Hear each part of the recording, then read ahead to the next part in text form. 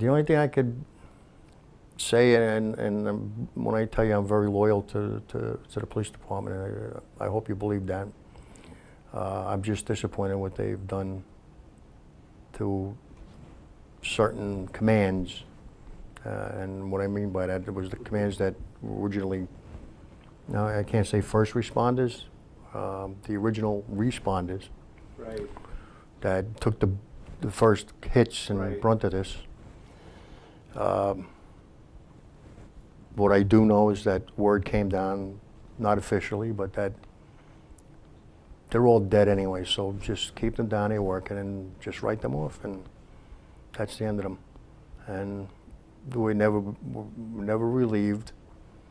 We were never allowed to transfer out of the area. And they worked us to death. You know, they got as much as they can out of us, and then they said, "You're on your own." And I'm very disappointed in that. But I guess that's the way things are.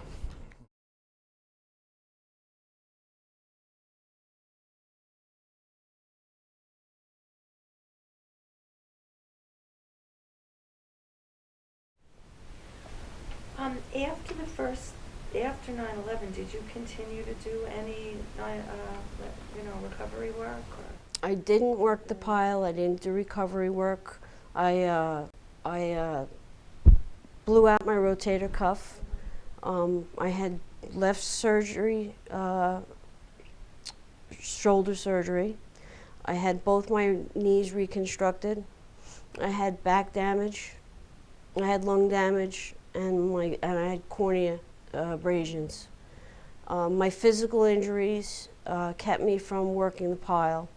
And they put me on light duty, answering phones and doing what I could to help while I waited having my 3 surgeries.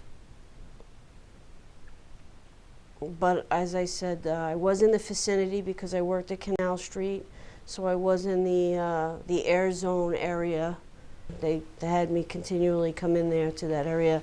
And what was interesting to me was, depending on my hours, if I drove in, when I had my car there and I parked down there on Canal Street where my precinct was, when I would come out, I kid you not, there'd be like an inch of dust on my car. And when I brought my car home, I would tell the children and my friends, don't touch my car. It was impossible to wash my car every day. Between the hours of working and going in, you were working 16-hour tours. They didn't care that I was injured and hurt and sick. They just needed everybody that they could. That's just the police department. I was going to ask you, what were the conditions like that you were working on when you were on the pile? Well, you were dealing with dust, instability of the pile itself, shifting and whatnot. You were dealing with smoke from the fires. When you were finding remains, you were dealing with bloodborne pathogens, and so it was just one step to the next. It just there was some danger in everything you did. Well, there was a lot of dust. There was a lot of dust. When it says lots of dust. But they had said that the dust was okay. So you weren't, thinking about wearing a mask, because you had everyone there and officials was there without masks. So you know that, you had nothing to worry about. They decided to give us these nice face masks. It had these 2 cylinders on the side because it was still burning and dusty down there. And then they told us we couldn't wear them. You have to have them, but you can't wear them. I said, well, what's the sense of that? He said, well, if you get down here and we start letting the civilians back in, they're going to get worried and they won't come back down. But if they see you're not wearing these masks, they'll think it's okay. I said, what about us with all this stuff down here? He says, doesn't matter. You have to have the mask because the department issued them, but you're not allowed to wear them. I said, all right, well, what are you going to do? So we threw them in the car and left them there. After a while, we just left them in the locker. The respirator that they issued us wasn't the right one. The canisters weren't right or something. The filters weren't the proper filters. So they had to take those back and give you different respirators. You have to understand that firefighters work on a principle of air quality. If I can see the air I'm breathing, I know it's not good for me. You know, so if you can see what you're breathing, you know it's not good for you. So we expected, you know, that there were going to be side effects. You know, I don't know that I thought mine was going to be as bad as it turned out to be, but I certainly knew the air I was breathing wasn't good. You know. And the longer you stayed, certainly the more exposure you got. It got to the point where you really couldn't be on the pile without a mask, because without a respirator, was the iron workers and steel workers were constantly cutting steel beams, and you know, the smoke was really bad. The first 3 months, just going into the whole area there, the odor was horrific. I mean, as soon as you walked in, you got this heavy, musty odor, and you knew that it involved all these toxins from the World Trade Center, biological from, unfortunately, you know, remains, and you were just breathing all the stuff in constantly. And the first 3 months, it just lingered there. I mean, the smell never really dissipated. It, you know, finally, slowly, you know, it slowly did. But the people down in the pit didn't, for the most part, for what I call, they sometimes used paper masks, which really didn't accomplish much. They should have had respirators, but they didn't. I feel that it's something that, I mean, obviously the health part of it, of course, is quite an impact, because I, at this point, have to go down to Mount Sinai Hospital 3 times a month for treatment. So it definitely had that impact. But even with that, it's something that I know I would have done in any case. I mean, knowing what I know now, the only difference might have been I would have been a little bit more careful, maybe with, you know, asking for respirators or whatever, but nobody did that. And I remember that first night, I mean, nobody really had masks. We had those little paper things, you know. I mean, you were so burnt out, you just, honestly, you just didn't give a shit no more. You were just like, whatever, so, you know. And then, you know, then you're hearing, you know, Chrissy Todd Whitman, oh, she took readings, the air's fine. Like, guys are coughing, like, all over the place. What do you mean the air's fine? Come stand with me on the pile, okay, with this paper mask. You stay here with me until we're done here, and you tell me the air is fine. Go ahead, go have a sandwich. Have a cup of juice. It's fine, you'll have no problem. Really? We did not have the proper equipment the first day I was there, being September 12th.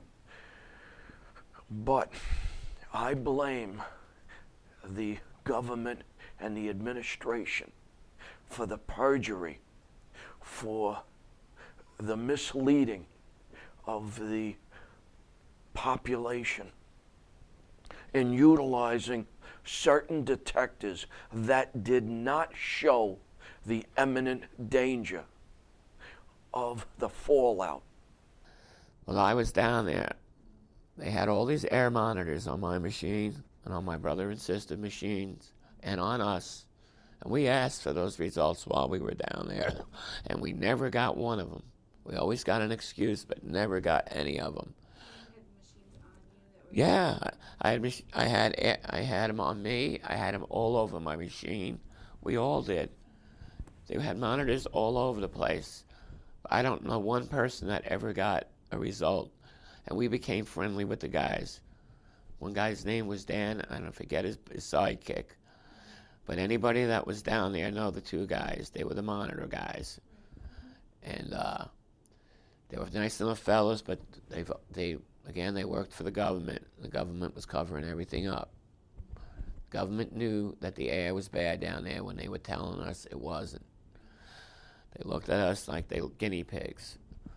Now, we're at the point where we have to wait for the Senate to vote on whether they want to compensate the guys there for medical coverage and to compensate us monetarily for the stuff that we did down there.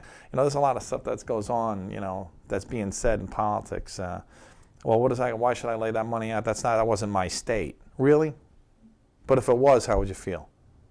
These guys are, they have our well-being and their future. They don't realize a lot of these guys are too injured to go get the job that they always wanted after they retired. You're too sick to, or you're mentally not able to. But now that it's this long had passed, we didn't go away, and more of us are dying, and more of us are getting sicker. And now they don't know if they want to do this. They don't know whether they want to support us or not. They don't want to know if they want to take care of us. It's a shame. I wonder how they would feel if they were with us every morning, getting on that truck and breathing that crap in and pulling up bloody shirts and fingers and arms and everything else till January. How would you feel then? You feel like you want to be compensated? Guys aren't asking for anything that they don't deserve. They're not being greedy. Take care of us. We didn't ask any questions. Well, wait a minute. Before we go into the pile, we have a checklist of everything that we want when we're done. The guys are feeling very betrayed. All of us. I hope this thing called as a Draga bill goes through. I see it from the charity work that we do, how hard it is to get people to come out, how hard it is to get even the bare minimum of media coverage. We go down to Washington and meet with the senators and congressmen and their aides, and you're totally amazed at how little support there is sometimes for 9/11 issues. We like to call ourselves the 9/11 community, but it's hard, and I certainly haven't been at it all that long, but the people who have been at it for a long time, I'm amazed that they're still doing it, because when I go down to Washington and I see, what they have to deal with, wow. How do you keep doing this? Why do you keep coming back? But they do, and if by doing that they manage to help 9/11 survivors who are sick and hurting, that'll be great. I think we can do that. I think we can, garner enough support to get a bill passed, hopefully. But again, history will tell. It's been almost 10 years now, and a lot of people are dying.